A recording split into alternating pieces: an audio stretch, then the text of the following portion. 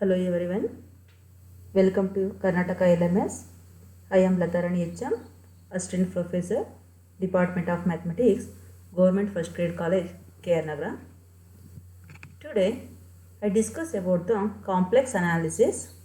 In this session, we discuss about function of a complex variable with some basic concept. First, we discuss about the complex number. The complex number means the number of the form x plus iy where x, y are a real numbers and I is equal to square root of minus 1 known as imaginary unit are called complex number.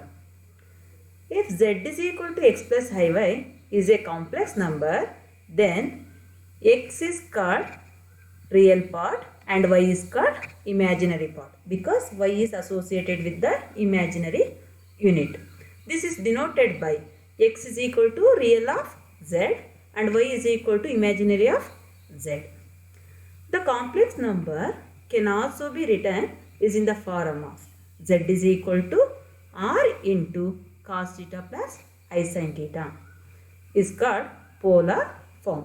Here complex number can be expressed in terms of two types. One is Cartesian form, that is z is equal to x plus iy, and another one is polar form, that is z is equal to r of cos theta plus I sin theta, where r is called the modulus of the complex number and theta is called the amplitude of the complex number.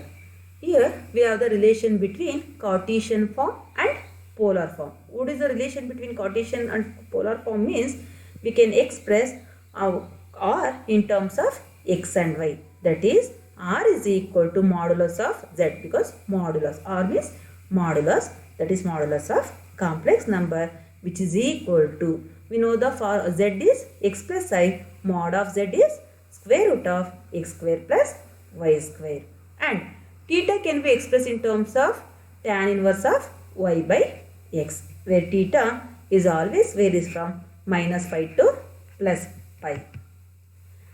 Now we discuss about Euler's formula. These are the basic formulas. We already know the expansion of e power x, sin x and cos x. E power x can be written as 1 plus x by 1 factorial plus x square by 2 factorial plus x cube by 3 factorial and so on. Similarly, sin x formula is x by 1 factorial minus x cube by 3 factorial plus x to the power of 5 by 5 factorial minus x to the power of 7 by 7 factorial. Simply we call as sin means it is in a odd terms of exponential, cos means even terms of exponential. So here 1 means it is nothing but x raised to 0 by 0 factorial. Now replacing x by I theta, then we get 1 plus I theta by 1 factorial, I theta whole square divided by 2 factorial plus I theta whole cube by 3 factorial, I theta whole to the power of 4 by 4 factorial and etc. Now simplify. After simplification we get like that. Here we see both real part and also imaginary part. We are grouping real part and imaginary part. This is the real part value. This real part expresses the cos function. In the place of x we have theta. Therefore cos theta plus I into, see this bracket function express sin function. Therefore we write sin theta. E power I theta is equal to cos theta plus I sin theta, called as equation number 1. The expression e power I theta is equal to cos theta plus I sin theta is called as Euler's formula. Now consider z is equal to complex number x plus iy which is equal to, this is the Cartesian form. Adhe riti polar form consider ಮಾಡ್ಕೊಳ್ಳೋಣ. What is the polar form? R into cos theta plus I sin theta. Here this bracket function can be written as by using the Euler's formula. E power I theta is equal to cos theta plus I sin theta. Therefore, r into e power I theta. Similarly, e power minus I theta can be written as cos theta minus I sin theta.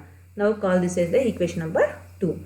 Adding 1 and 2, we get e power I theta plus e power minus I theta is equal to, when we are adding the I sin theta will be get cancelled, we get 2 times cos theta.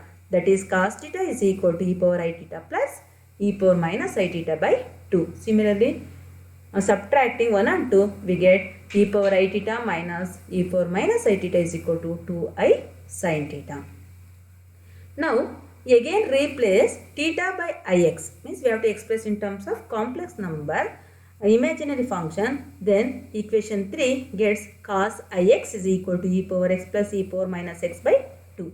This e power x plus e power minus x by 2 is nothing but cos hyperbolic x. Similarly, I into this function can be written as sin hx. This shows cos ix can be written as cos hx and sin ix can be written as I into sin hyperbolic x. Now, these are the fundamental operation of the complex number. Equality of two complex number. Here we just equating the two complex numbers. Then addition of the complex number. See here we are adding two complex number. Then we get x1 plus x2 plus I into I1, y1 plus y2. The addition of two complex number gives again complex number. Similarly, here we discuss about the subtraction of two complex number and multiplication of two complex number, division. Now, we discuss about the some definition. One is modulus. This modulus of a complex number is also called as an absolute value. We already discussed about this. That is mod z is equal to r, that is square root of x square plus y square, and conjugate of a complex number. We know that z is equal to x plus iy. This is the complex number. Conjugate of a complex number means z bar. Z bar is equal to x minus iy. Here we discuss about the some properties of conjugate of a complex number. This is the some properties of modulus and amplitude of a complex number. Now see here, this is the graphical representation of complex number. This graphical representation is called as an Argand diagram. This diagram shows the relation between polar form and Cartesian form. See here, mod z is equal to r, that is square root of x square plus y square. Here theta is equal to tan inverse of y by x. This diagram shows the relation between Cartesian and polar form. Now, we discuss about the some problems. This is the basic problem. If z is equal to x plus iy, find the real part and imaginary part of e raised to z square or exponential of z square. First consider z. What is z? Z is equal to x plus iy, squaring on both sides because here we have the z square function. When we are squaring, we get x square minus y square plus 2i xy. Again grouping real part and imaginary part. Here real part is x square minus y square plus I times 2xy. Now take the exponential on both sides. Exponential of z square is equal to exponential of x square minus y square plus 2i xy. We know the formula, e to the power of a plus b. E to the power of a plus b can be written as e to the power of a into e to the power of b. By using that, we write e to the power of x square minus y square into e to the power of I into 2xy. E to the power of x square minus y square is a real part.